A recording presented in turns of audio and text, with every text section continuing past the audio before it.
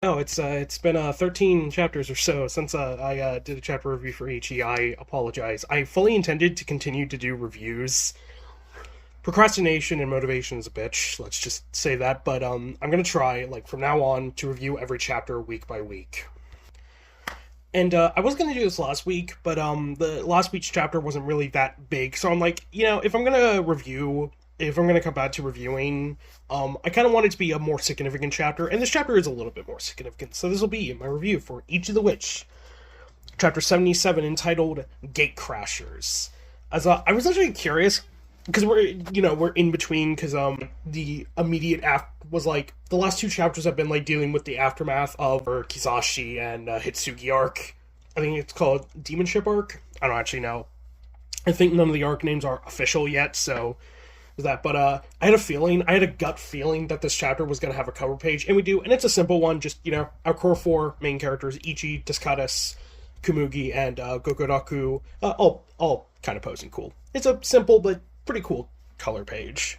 And then we get into the chapter. So we are still in, I believe, the capital, or at least the Witches Association head, and Natalie.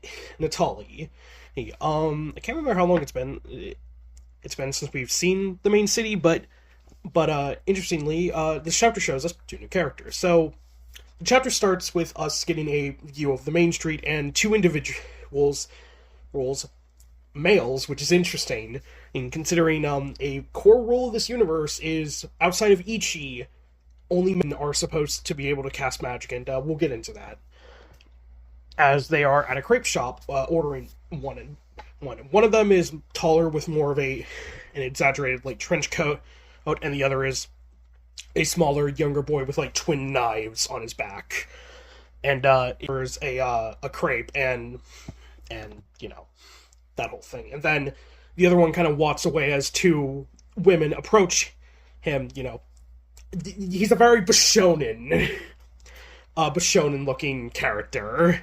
Or interestingly, I was actually curious about. I was actually looking, and their glasses do have because they're both wearing glasses. They both have like very distinctive glasses. As the shorter one is wearing circular dark glasses with like the edges of like a crab on the side, and the taller one is wearing two, like both lenses like make two fish, which could be significant. Could be like the theming of who these two are. So we'll get into that. So are basically like, can you give us directions? And he immediately goes on a map, draws a circle, and just goes, yeah, that's the route I'm gonna walk. As he is instantly like a lot of I wonder who started this, like what Bishonen narcissistic as fuck character, because I don't feel like, because I'm more used to Dragon Ball Z, so I don't know if Zarbon had that in the original, but this is a weirdly common archetype in Shonen Onin.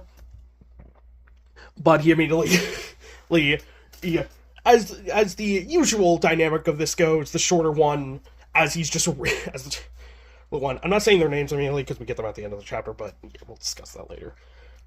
Hits him and goes, "Can you shut the fuck up? What are you doing? Asking where you're going? They're just asking for directions." As they walk away, the taller one of them is just like, "Bother, I only offered them a play. Why you keep smacking me?" The dynamic of these two is because typically with like this kind of archetype of character, what's a good example of this? Oh god, I can't actually think of it. My brain's frazzled. I can't really think of a good example. But it's you have the narcissistic and then a shorter character who's just hating them like, shut the fuck up, man. And the women are just questioning, does he think he's a tourist attraction? And one of them is like, well, he's hot, so it doesn't matter. Truly, rule of life. If people can get away with anything as long as they're hot. And they come into a commotion in the street, and one of the people witnessing whatever this is saying Descaris is going on a rampage. And both of them are like, oh, Descaris is what? As we get a panel of Des. Team Des is doing. As they are also in town, as they... I love Des's line of like, why do I have to take the kids shopping? And it's like, I think we've gotten referred to that Des is like in her mid-20s. And I think Gokuraku is only like 19, so it's like Kabuki and Ichi are the only two that are like 10 years younger than you, Des. Kumugi just kind of mentioned, I mean, we were all kind of cooped up for a couple days resting after the mission, so, it's a nice change of pace with Ichi and Gogoroku just kind of looking around, and we get a short little flashback of Moneygold, which it's good to see her. It's been a while since we've seen her and a lot of the other witches, and she's just like, okay, listen, I'm sorry, get the fuck out. Get out for like a day. Because last chapter, when we saw Moneygold, when Ichi was looking for Des, she was mentioning all the headaches she's gotten and the fact that someone called the Magic Keeper, which we do kind of find out what they are in this chapter, is going to be visiting soon to kind of make to kind of touch base with like all the issues, Ichi's whole situation, the world hater, the human hater, world hater Magic appearing, Des acquiring two pretty strong magics and the whole birth of a human magic hybrid. Yeah, I can understand why Moneygold is probably having a panic attack. I would too. Ooh. And she's basically just like, we cannot afford, we cannot let them, like, nothing can go wrong, so listen, I am getting you out. And Des is just like, what? A little fourth wall breaking, of Des just pointing up at the flashback going, see? Yeah. Which is kind of funny. And Des is just like she's making it mere disaster waiting to happen. Could she be any more rude? And funny enough, I feel like Des has called Ichi a dog before, but I just love because Chikutoge also calls Ichi a dog, and Des is just like, Ichi is a good dog who knows what stay means, and a small scene of Ichi that just goes, hey, just like, stop calling me a dog. I'm not a dog. And Des just goes into a rant. I was like, you know what, fuck it. I'm gonna buy everything I can. The most expensive thing. Excuse that it's for Minerva, and it spends it all under Moneygold's name. Because, interestingly, we don't know a lot of the top witches, like the ones that we've seen. Obviously, Des and Chikutoge we've seen quite a bit of. Des a lot of.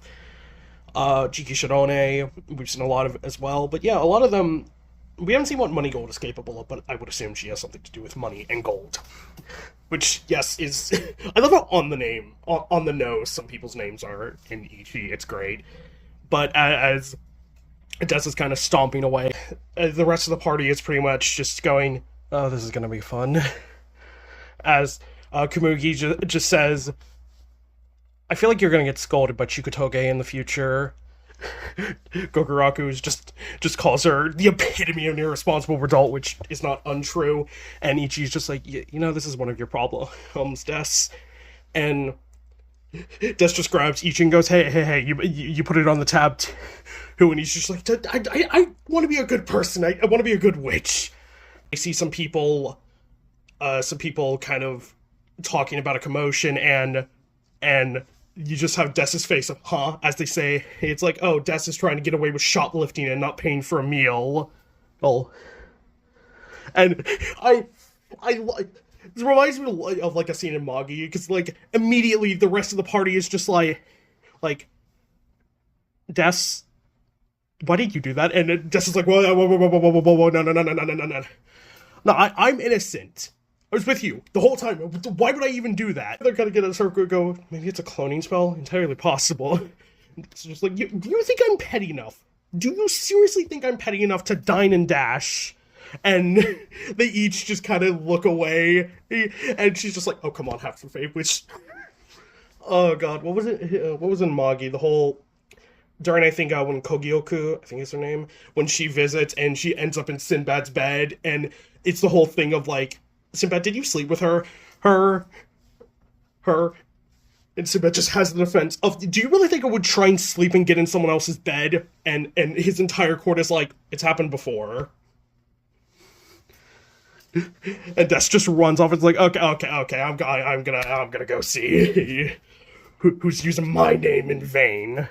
Did someone, obviously, kind of resembling Des as just, impersonating her for her own gain, and And Des is just, one of my favorite things of Ichi, of this entire series, is Des's reactions. Sasaki, I believe, is the artist.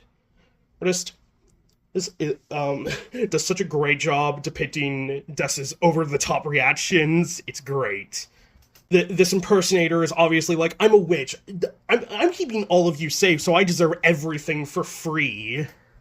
And all of the people are like, that's the witch Des. I had no idea she was that rude or arrogant. Des immediately wants to sock her and tries to go, but Komugi stops her. And I'm curious what this is in the Japanese, because she starts ranting and then she eventually just goes into fucking wingdings. And I'm like, I've never seen a character so angry they have actually started yelling in wingding. That's funny too. I'm very curious what that was in the original Japanese. Because when Komugi like holds her waist, she's like, okay, Des, please calm yourself, and like speak human words. It's just like, oh, I'm gonna occur. And we cut back the two guys at the beginning of the chapter as they arrive on the scene, and they're like, what's going on here? The short one, which both of them take off their glasses now. The short one is just saying, we heard Des was making a rampage, but that's not that. That's a fake. And the taller one is like, I did the running spread, but I hate that Viz breaks it up every time. It's so annoying. And the impersonator is, I'm Des, the great witch, and the shorter one is just like, yep, never seen you before in my life, buddy. Goes on to say, listen, if the real Des was going on a rampage, the whole block would have already been blown sky high. She's that powerful. And the taller one of the duo just goes, and she's that popular, which you have a little panel of Des kind of blushing. And then, as they compliment her, they immediately insult her as the shorter one goes, she'd never eat and run away either. She's way too vain and overconfident and if she wanted free food, she'd con someone into paying for her. And the taller one it basically just says, and she's still more popular than me despite that. As you just have Des like, can you shut up, please? The shorter one just calls her out and goes, yeah, you're just a third-rate knockoff. As this person is a witch, so they attack the two men as they use a hippo they call Iskandar. Des both just have a shocked expression and just go, that's not Iskandar. And the shorter one goes to reach for his blades and goes, it's still dangerous. Just as he also says the words magic infraction witnessed. As he unsheaths the two, I called them, I think, daggers before, but they looked more like short scimitars. As he cuts the hippo, so-called Iskandar, in half with an attack called Executing Judgment. Half of it turns to, like, miss, as a lot of the magic do, and kind of is absorbed into the sword as the crowd just reacts shocked. He kind of sheets them and just utters enforcement complete. And the crowd is kind of like, he's a guy, but he still cut through that magic like it was nothing. And I do like that Gokuraku is the one that kind of is paying attention. He's like, that sword, it sucks the magic in. How does it work? You also have Ichi have a panel of him being a little interested. And the shorter one, as he sheets it, goes, sheesh, you're as handy as ever. Or as we see what the taller one was doing as he took out, they call it a whip, but it looks more like a multi-section staff to me, though we don't see a clear version of it. As he just has restrained the Desposer, the fake Des, say as the crowd and Ichi kind of question who the hell are they, and the shorter one goes on to say, alright, listen up. You women are using your reality warping nonsense and magic. If you call yourself a witch, you better be prepared to follow the rules. Because the instant you get up to no good, you're going to be in trouble. With us, the Magic Keepers, as we get the end of the chapter with title boxes with both of them. With the taller one, Boxster. I wonder if that's going to stay his official name. That's kind of an awkward name. It might also not be their names, it might also be their weapons. but I'm going to go off the assumption that it's their names, as the taller one, Botster, has a under his name is just the words nine section whip, which is kind of, again, it's more kind of, I think, the nine section staff, and the shorter one, Higurashi, he has twin blades under his name. So, and that's the end of the chapter, or to be continued next week. So, interesting. So, obviously, last chapter we got reference to Magic Keeper. So, the most easy assumption to make is that you kind of need an organization to keep witches in line, because obviously, like, a majority of them are going to follow the rules, but considering it's like this is a power that is exclusive to like one group of people, women, obviously there is going to be some form of enforcement to make sure everyone is following the rules, because not everyone, because I don't think at this point in the series we haven't seen a malicious witch. This is the first time that we've ever seen this, so I wonder if this is going to be the focus of the next arc, and we're actually going to get villainous witches, which would actually be a great, like, contrast, like, switch for the series. Interestingly, the two is they both kind of have the same outfit. It's just like different versions of it, as they have like the jacket with like the fur lining over it. But interestingly, they also do have each a logo on their left, like I don't actually know the suit what like the creases of the suit are called, but they have a symbol that's like a V with two lines through it. And interestingly, something I noticed when I wanted to look if they had any theming is their glasses might be an indication, because obviously Higurashi has ab-shaped glasses, and Boxster, the taller one, has fish-shaped glasses. And obviously, fish and crab, well, that has an easy assumption. The Zodiac. The Western Zodiac. So, maybe the core of this group is like 12 members, each associated with one of the 12 Zodiac. And maybe the leader of them is based on the 13th Zodiac. I always fuck up this pronunciation. Ophirkaius, Serpent Bearer. Which obviously one of the more famous series that does this is, I think Saint Seiya also does this, but what I'm more familiar with is Fairy Tail does this with the Golden Keys. So that would be an interesting theme. Not a lot of groups in anime nowadays are based on the 12 Zodiac, so that would be kind of interesting. So yeah, that is the chapter. So for the weapons, I do wonder, because the fact that it was made reference to that, like when Higurashi he slashed the hippo, it like turned into like fog or mist or smoke essentially, and was absorbed into the sword.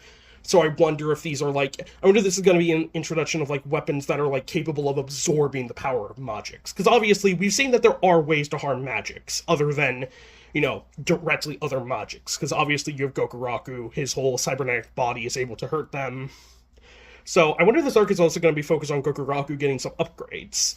Because as we saw, while he was able to put up a pretty good fight against Kizashi, he still, lost at the end of the day due to one of the other bodies. So I am curious if we're going to get an upgrade for him. But I guess that's it for this review. I'm going to try and see. I'm going to actually do a couple videos this week because I want to do a video for Tour's anniversary, as that's on April 10th.